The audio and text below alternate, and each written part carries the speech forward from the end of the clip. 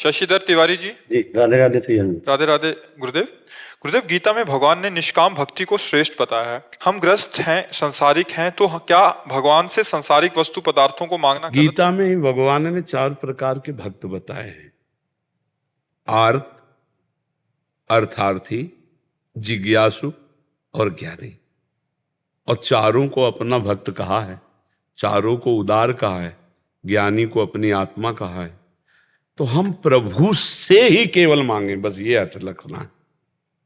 जैसे गोस्वामी जी कह रहे हैं, बने तो रघुबर ते बने, बिगड़े तो भरपूर, तुलसी और अन ते बने, ताबनि बे पे धूर। अगर मांगना ही है तो सिर्फ प्रभु से मांगना, संकट निवृत्ति करनी तो सिर्फ प्रभु से। तो भगवान ने कहा वो उदार हैं, मतलब हमारे मांगने को भी भगवान उदार कर रहे हैं। लेकिन उदार भगवान जो हमें दे रहे हैं, लेकिन वो इतने उदार हैं कि उनसे कोई मांगे तो भी उसे उदार कह रहे हैं कि उदार है जो हमसे मांग रहा है। जैसे पिता अरबपति है और बेटा किसी दूसरे से 2 रुपए मांग रहा हो तो पिता को बुरा लगे ना। और जब अपने पिता से वो मांग रहा है तो खुश हो जाता है।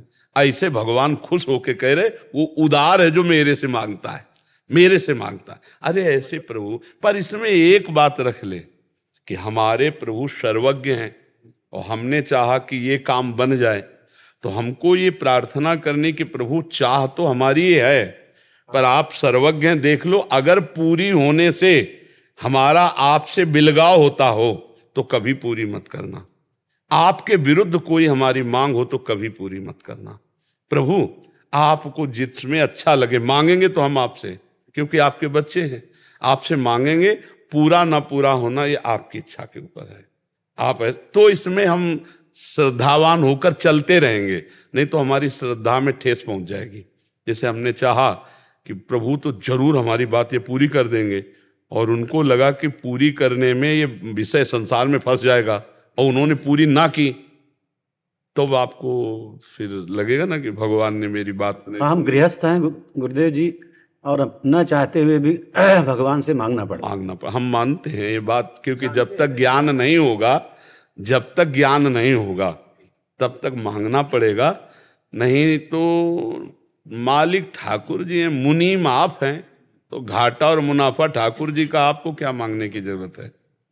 बात देखो, नाथ सकल संपदा तुम्हारी, मैं सेवक समेत सुत नारी। तो भगवान गीता जी में कहते हैं तुम केवल मेरा अनन्य चिंतन करो, योगक्षेम का वहन मैं करूंगा। तो विश्वास कर लो, मांगने की जरूरत क्या है।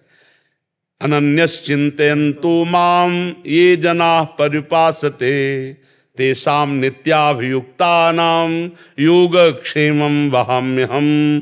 तो हमें विश्वास नहीं हुआ ना वहाम्यहम् का, चलो हम मांगते हैं। प्रभु ने उसकी भी छूट दी, पर हम प्रभु को छूट दे दें। पूरी हो तो जय जय, और ना पूरी हो तो जय जय। आप मंगल भवन हो, जिसमें हमारा मंगल हो वही आप करेंगे। हम लाख बार मांगे तो भी आप अपने ही मन की करना।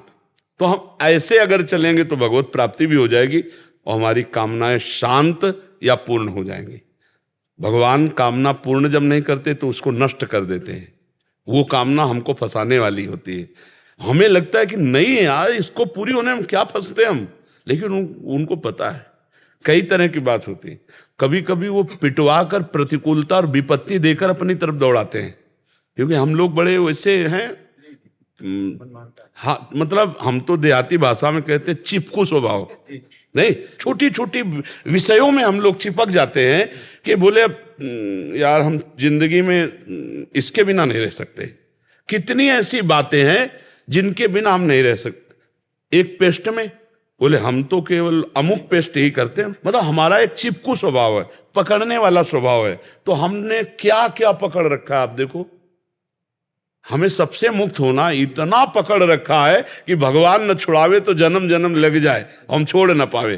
तो भगवान हम जब शरण में हैं तो हमको विषय भी देंगे पर हमको वैराग्य भी देंगे, क्योंकि भगवान की शरण में वैराग्य के बिना भगवत प्राप्ति नहीं होती। तो वैराग्य देने के लिए प्रतिकूलता देंगे। जैसे पुत्र से अधिक प्यार है, अब थोड़ा पुत्र का, हाँ, अब वो आपसे प्रतिकूल व्यवहार करेगा क्योंकि आपका राग नष्ट होना है। जहां जहां आपका राग है, भगवान उससे राग रहित करने के लिए कभी कभी प्रतिकूल व्यवहार। तो अगर भक्त संतों का संग करता है तब तो उसका विचार सही दिशा में जाता है, नहीं तो गलत दिशा में चला जाता है, वो प्रतिकूल सोच जाता है, वो निगेटिव सोच उसको फिर वो भक्ति रहित कर देती है। तो हमें ये प्रार्थना आपसे करने की, मांगिए पर भगवान के भरोसे होकर परिणाम को भगवान के ऊपर छोड़ दीजिए, तो उससे बड़ा मंगल रहेगा।